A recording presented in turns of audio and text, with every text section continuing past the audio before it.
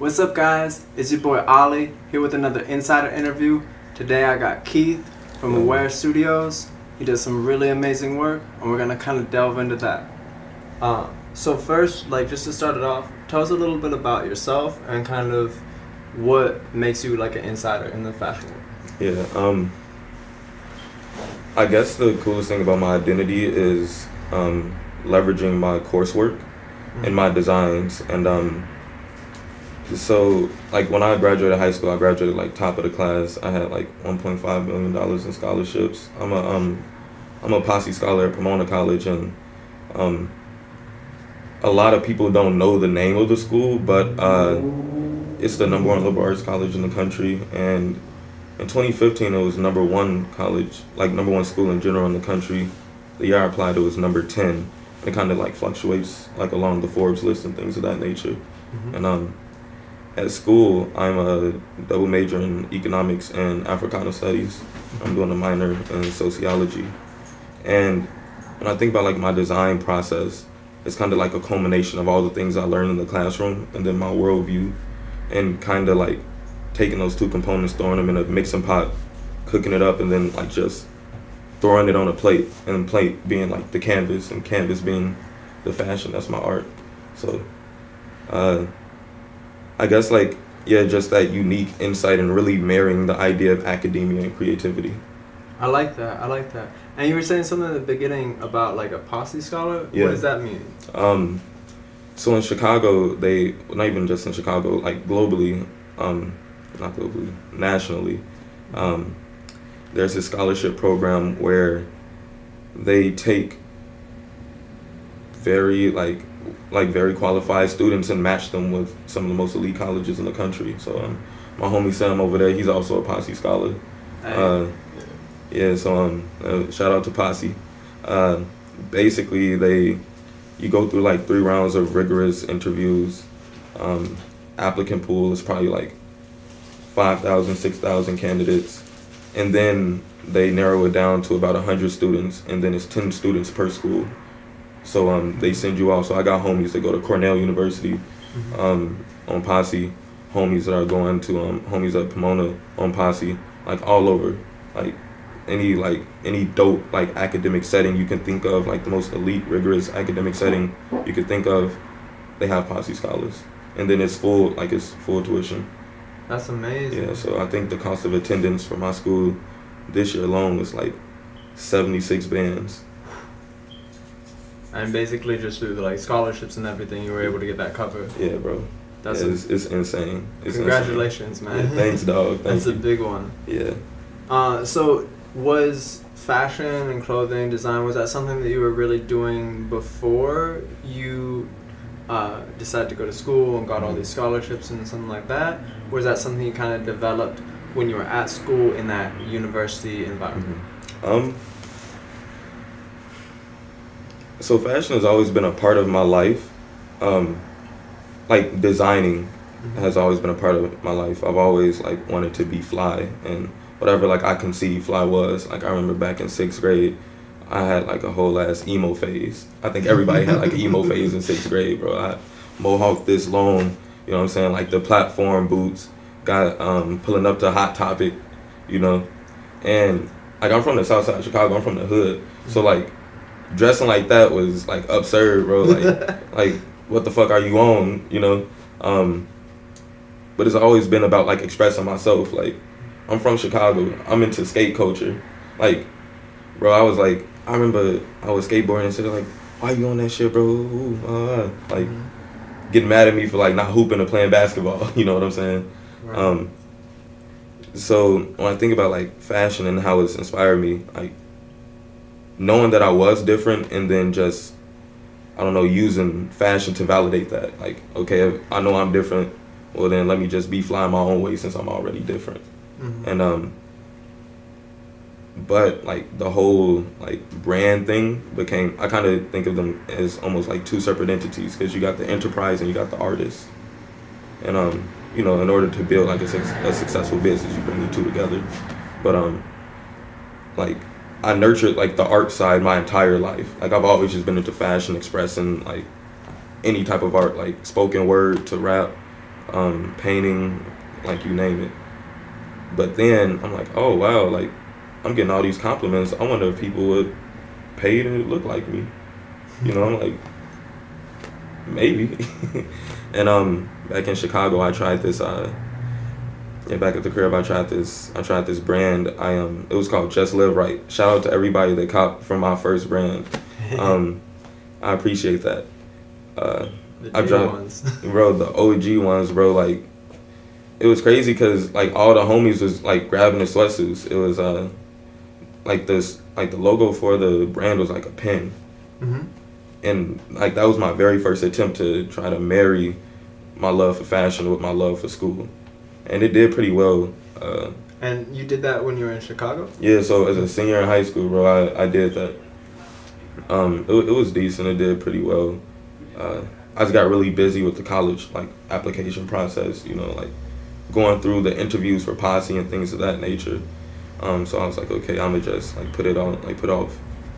And then last semester, like my grades were good. I adjusted to college pretty well, like thriving academically for the most part without putting in too much effort. I'm like, I have all this free time. What should I do with it?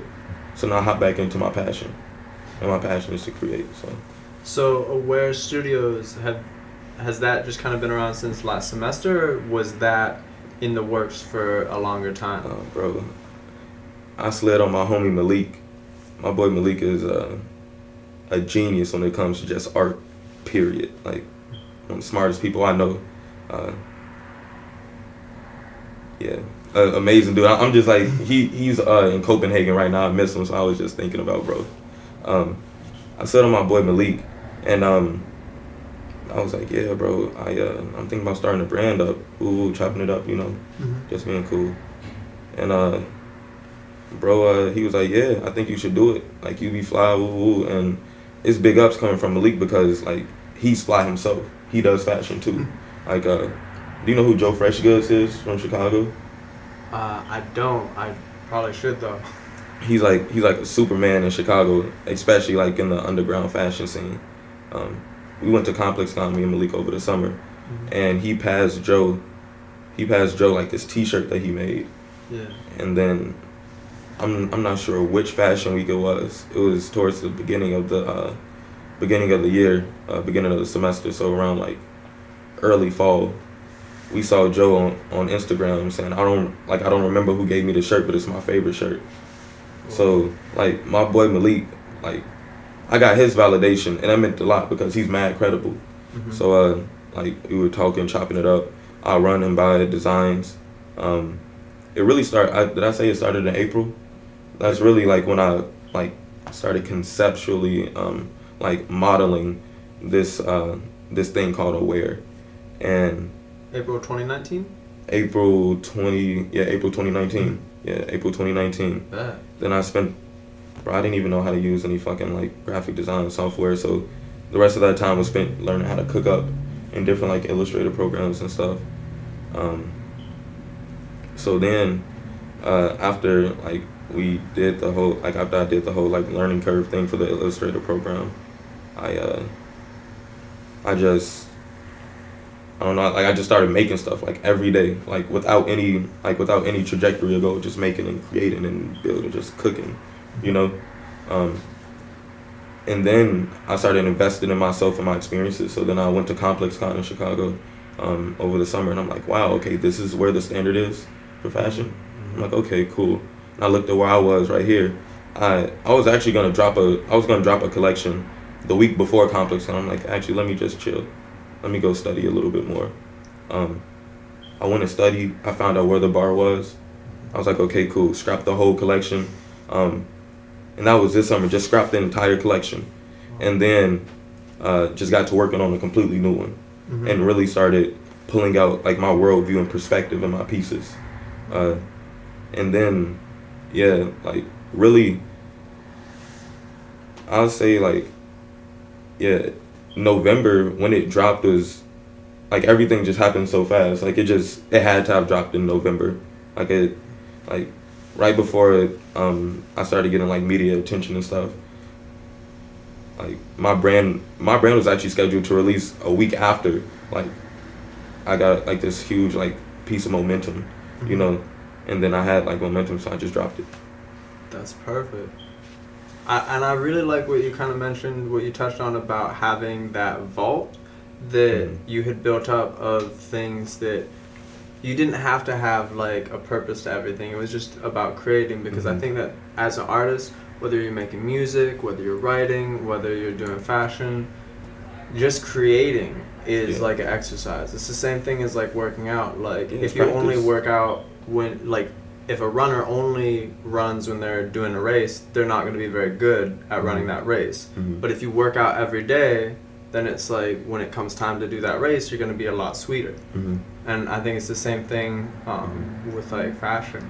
So it's cool to see that. Yeah, bro, it's exactly like that. I was just talking to my homie X. So let me give you some little insight to the story before I start. So I'm trash at basketball, horrible. Like, bro, I'm so bad, so bad. Don't worry, I'm not very good either. Bro, like, it's the reason why I did school, you feel me? That just wasn't my thing. So I was talking to my boy X, I'm out there on the court, and I hit a game-winning shot. Like, I pulled up, it was a 3.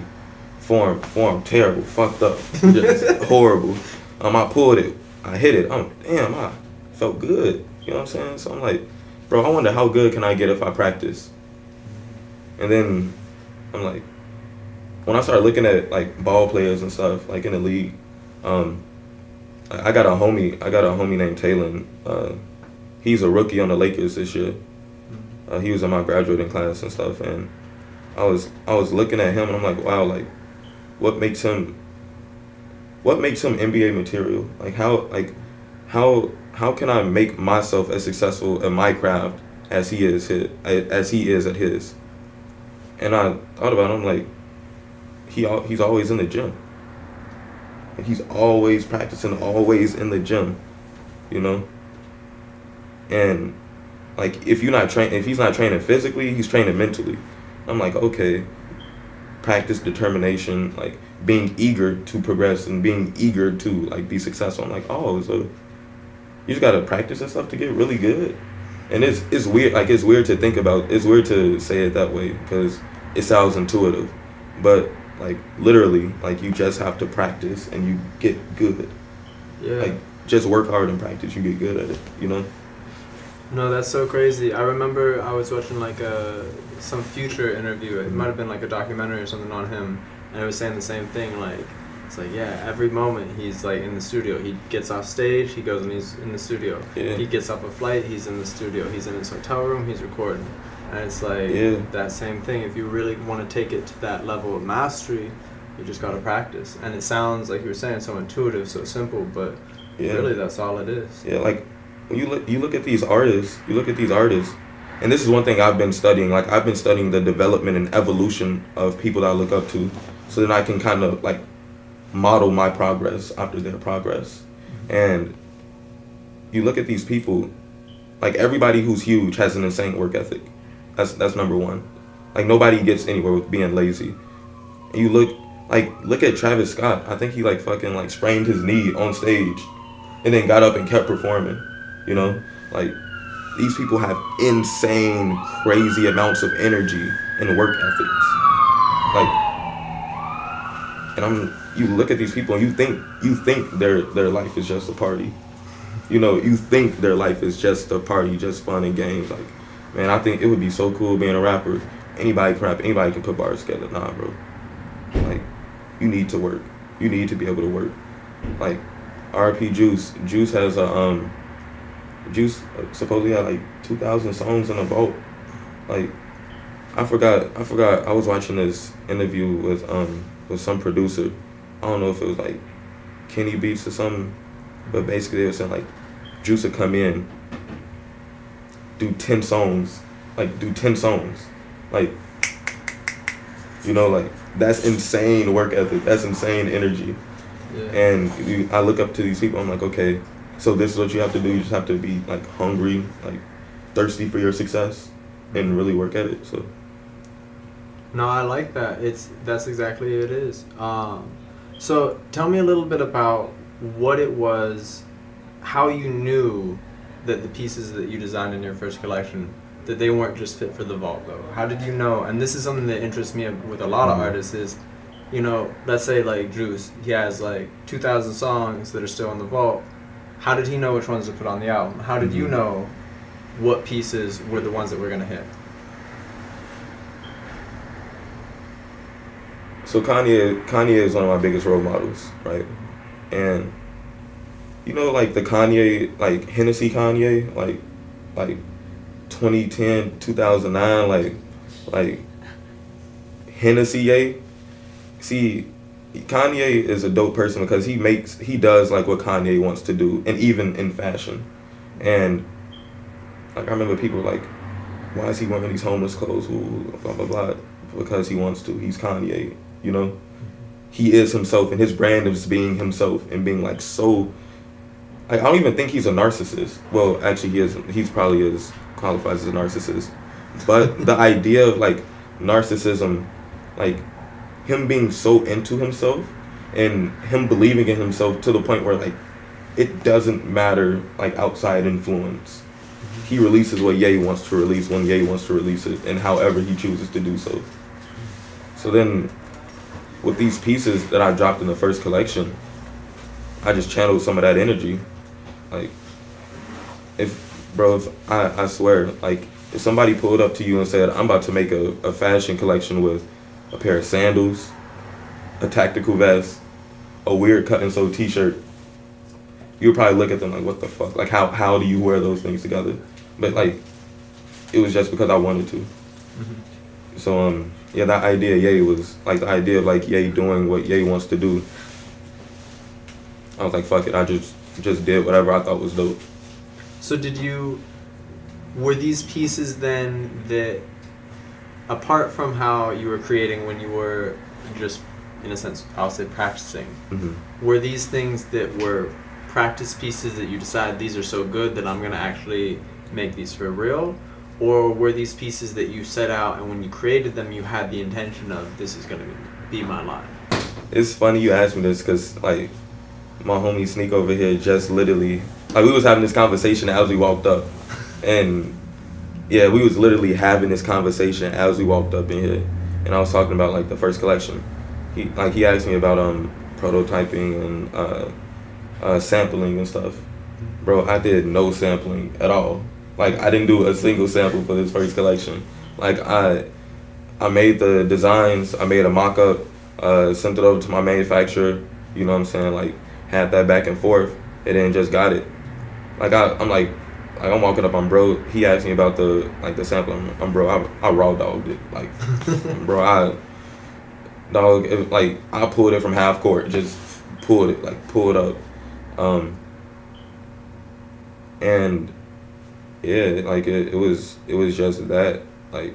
But it was something that before you even came up with the designs, you knew this was gonna be your collection. Yeah, it's I don't know where this confidence comes from, but I was just confident. Like I just knew it was gonna be it. I like that though. Honestly, one of my like biggest mentors, I remember one time he pulled me aside and he's like, you know, the best take is always like the first take. He's like, there's a magic in the first take, you know, with like recording music that, you know, you can go over and you can try to freshen it up, refine it a million times, but there's some magic that happens that first take you never can really recreate. Mm-hmm. So having that confidence to be like, no, this is going to be the one, like calling your shots, you know, that's really, I think, something special, and that's when you know it's going to be good. Mm-hmm. Because regardless of how clean it is, it has that energy. Yeah, like it was funny because the first collection was so incomplete. It was, the thing that really the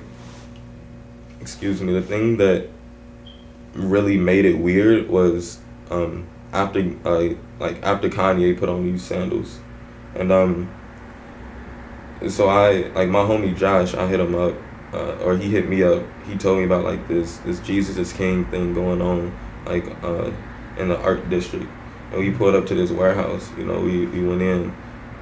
Basically, I ended up bumping into Ye. I gave him a quick little elevator pitch, like I'm from the city, upcoming designer, woo woo. I just happened to have like his size sandals on me, and I passed it to him. and he threw them on. And the very next day, so I passed it to him, and then like that was that. And then the very next day, bro said, like the very next day I was sitting on the toilet scrolling down my Twitter feed. He had the joints on, like he had the joints on at this like event for GQ magazine. He had on a tuxedo with sandals, so the sandals were kind of like the focal point of the fit.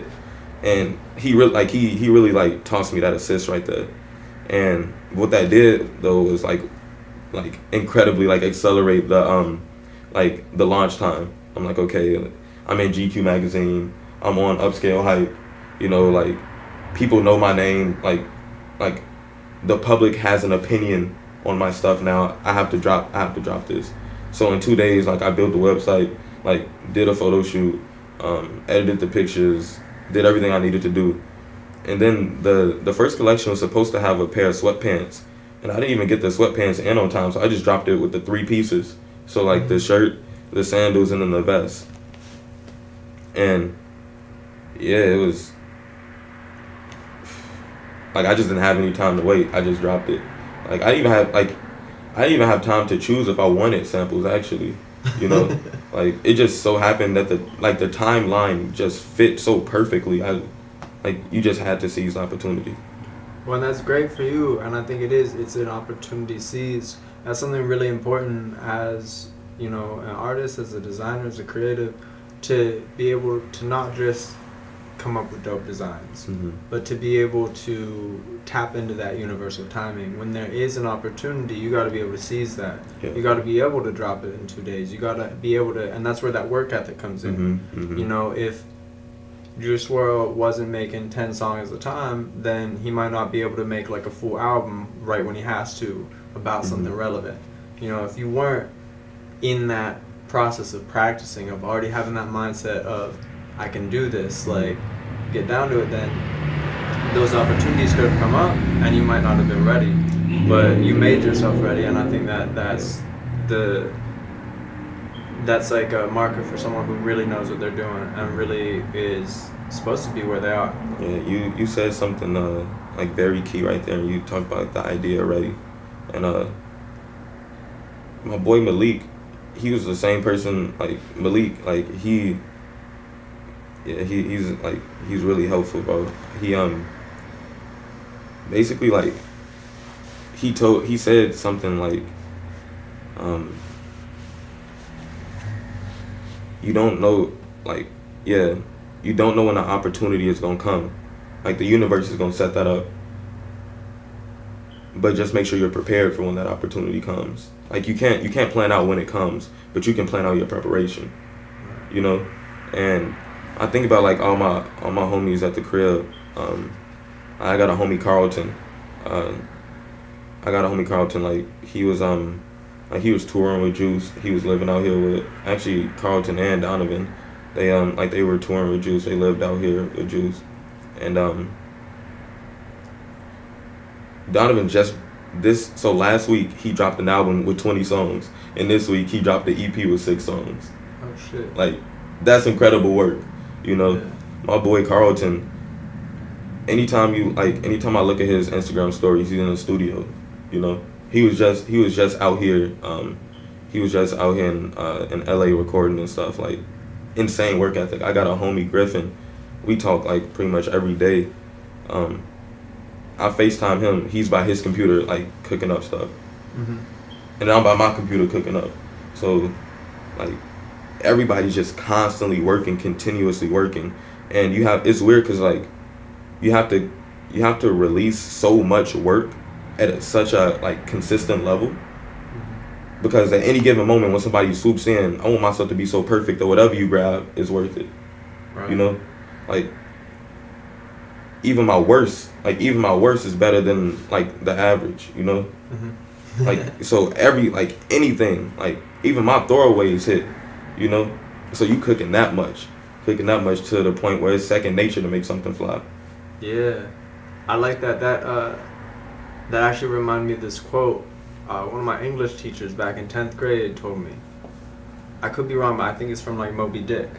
But it's this like quote. It's basically says like the mountain eagle, even in his lowest swoop, is still soaring like high above like the birds of the valley. Yeah. You know, you want to make like you when you have yourself in that mindset of mastery, when you're practicing all the time, when you're putting in that work every day, when you have that work ethic, then even what to you might be like, oh fuck, this is trash. It's like it's still so much better than like the average Joes. For like sure. What they're putting out thinking is their best, you know? For sure, bro. Like bro, I'm a full-time student. I'm a double major in economics and Africana studies at one of the like most competitive colleges in the world. And doing this brand, you know? Yeah. Like, bro, I switch off from doing homework to making designs like clockwork. Mm-hmm. Like, damn near I wish I was ambidextrous, because if I was, I'd be typing out my paper with this hand, like cooking up a design with this hand. And then I also, like, it's weird. It's weird. And I have, like, a healthy schedule as well. Like, I don't feel like I'm dying, you know? But also, pretty much all my time goes to the craft. Like, whichever craft, either I'm working on getting smarter, or I'm working on learning how to make better, like, designs and clothes. And you were talking earlier about how you kind of blend your studies and like Mm-hmm. those things with the fashion. Mm-hmm. Would you mind expanding a little bit more on that, and maybe what inspired you to choose the line of study that you're in? Mm-hmm. Well, so I'm first gen, low income, and I remember when I was looking for colleges. So, have you ever heard this phrase like meeting demonstrated need loan free? Have you ever heard of that? No. So, the idea of meeting demonstrated need loan free is that like if you're capable of getting into this institution, then you're worth whatever cost it is to like get you here.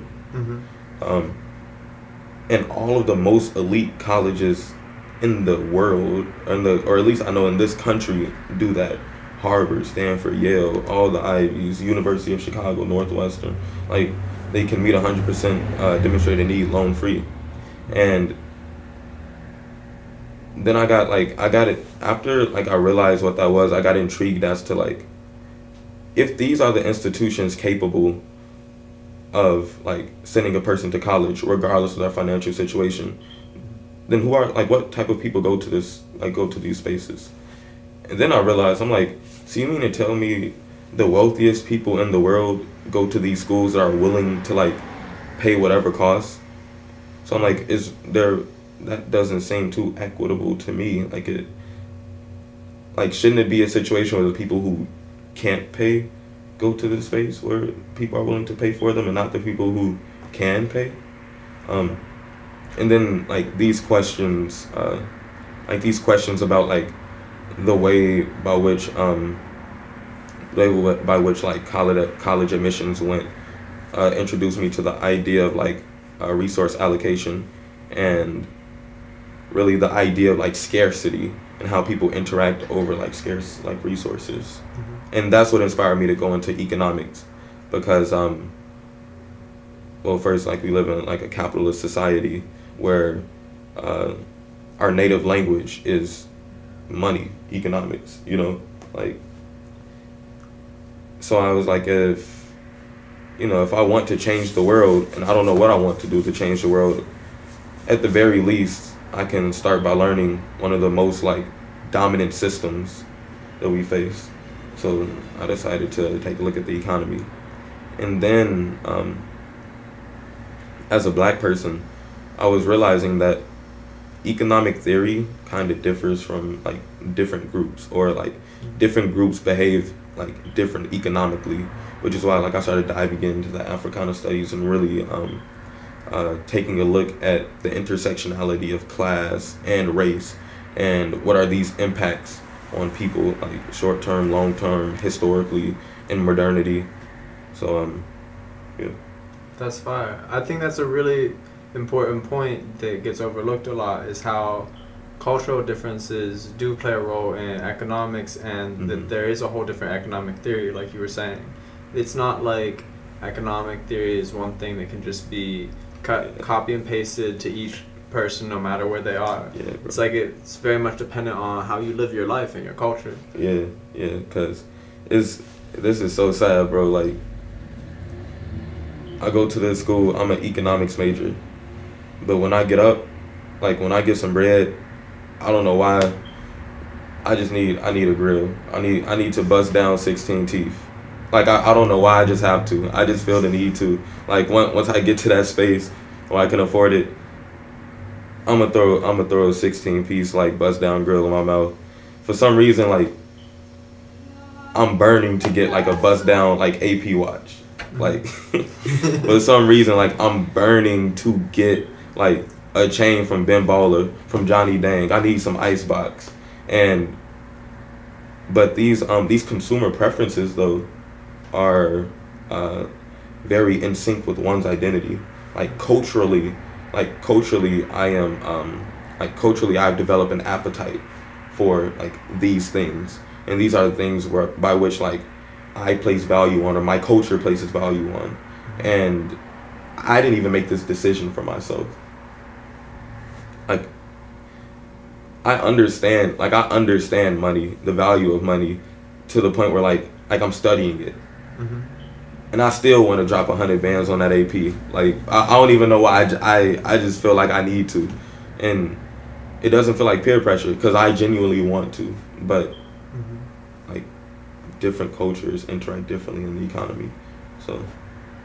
So is that, now at this point, as you've kind of have your Aware Studios, you're building that, is that something that you see as kind of completely eclipsing your professional career, or are there other aspirations you have beyond school that you want to do with, like, the economics and the what was the terminology used for the Africana studies? Africana studies. Is that something that you want to incorporate beyond just, like, the mission for your clothing? To be honest, I'm all over the place. Like, I applied to private wealth management internships. I applied to, like, finance internships. You know, like, over the summer I interned at the state rep's office, where, like, I was doing economic consulting and helping, like, provide arguments for policy and things of that nature. But then so that's more so, like, in terms of, like, corporate and working within these bureaucracies. Excuse me. On the creative side, though, I want to have, like, an impact on the world the same way the largest tech innovators have had in the past. So I want to have an impact of a Steve Jobs. I want to have an impact of, like, a Bill Gates, of a Mark Zuckerberg, of an Elon Musk, of a Jeff Bezos even. So my main project that I've been working on is a financial tech app that's going to, you know, just create space for marginalized proprietors. So that was, like, my main project, and I've been working on that for almost 3 years now. And the fashion brand was, like, just my passion project. I was working, like, in terms of expressing myself. And then, like, Kanye threw on the slides. So then I'm like, oh, well, I guess this is real now. So, like, Kanye threw on the slides, and I dropped the website, and I'm like, wow, there's people buying. And I didn't have to, like, beg them to give me their money. Like, I just shipped off a package to Thailand. Like, I'm like, what? Like, what? I'm like, wow, so this is actually real. Like, this is my job now. Like, this is my line of work. Like, okay, so I have to interact with customers. I have to build marketing campaigns. You know, like, I have to like, curate content. I have to, like, run a photo shoot. I have to contract models. I have to, like, negotiate deals. I have to seek out, like, retailers for potential partnerships. And I'm like, what? Like, so this became, like, this whole fashion and, like creative thing just became, like, so real so fast. I'm like, wow, so, like, this is what I do for money now? But also I still have like the aspiration to like finish up this financial tech app. I'm actually I'm in the prototyping stages now. Like I'm wireframing right now, and I have like my lead developer on that. Shout out to Isis Johnson. Hey. Yeah, she's taking care of all of the tech stuff. But yeah, I don't really know. I don't really know like what I want to do. I just know that I want to have my autonomy, and I want to help people, and leverage identities. I like that though. That's something I've noticed just in the world, as the world's changing. It's good to have a mission and something like that. But then so many people, they get their notoriety and people find out about their missions and that purpose that, to someone they might see as like, while that idea is really great, it might not be the thing that gets reposted a million times on Instagram right away. Absolutely. But yet having like clothes that a celebrity wears that you're like, people are like, oh, yo, I love this. And then that gets posted all over. And then people through that find out about these amazing projects that you have. And then in a sense also for you as an artist, it's these deeper projects, these things that have so much more meaning that keep you pushing even when things get tough, even when there are challenges, because you know that it's not just a fashion line. It's not just something like dope clothes, because at the end of the day, like, these are going to rot away from our bodies when we go. It's that impact that you're having beyond that. And to have clothes that are really just marketing, in a sense, for that, whether that's the initial like intention of them or whether it was just something that you were doing to express yourself, they do bring it all around, because you are the brand, and all those things that you do then become intertwined. And so I really like that in a sense you're leveraging this this notoriety that you're getting off of your fashion and your style to create a better purpose. Yeah, absolutely. It's just weird because I go into the academic setting where like I'm debating stuff like healthcare, or like we're talking about like intricate power dynamics and systems of oppression. We're talking about things like conflict theory and like all these other things. Like we're reading these famous philosophers and like these groundbreaking